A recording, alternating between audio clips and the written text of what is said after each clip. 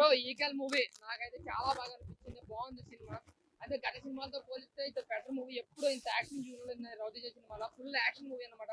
KGF range లో action ఉంది.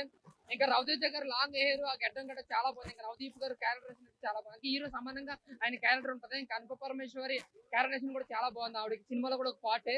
ఇక సెకండ్ హీరోయిన్ కే రోల్ తక్కువే, ఆ క్యారెక్టరేషన్ కూడా తక్కువే, డైలాగులు కూడా. ఇంకా కార్తీక్ ఘట్టంనేని గారు డైరెక్షన్ విషయంలో వస్తే కూడా సినిమాటోగ్రఫీ కూడా చాలా కొత్తగా అనిపించింది అన్న. ఆయన కూడా రవితేజని చాలా బాగా డీల్ చేశాడు. ఆ ముఖ్యంగా యాక్షన్ పార్ట్ విషయంలో అయితే మాత్రం కేజీఎఫ్ గుర్తొస్తుంది అన్న. అంత యాక్షన్ పార్ట్ ఉంది. ఫుల్ గా ఎంజాయ్ చేస్తారు యాక్షన్ పార్ట్ అయితే. ఆ సెకండ్ అన్న స్టోరీ అనేది కొంచెం రొటీన్ అయినా సరే కొంచెం కొత్తగా చూపించారు. అది కూడా మనకి సెకండ్ హాఫ్ లో తెలియదు. బట్ ఎలివేషన్ లో కొంచెం ఎక్కువ పెట్టారు. ఎలివేషన్ బాగా ఎక్కువ పెట్టారు అనిపించింది. బట్ కేజీఎఫ్ రేంజ్ లో ప్రతి సీన్ కూడా ఎలివేషన్ తోనే మొదలవుతుంది మనకి.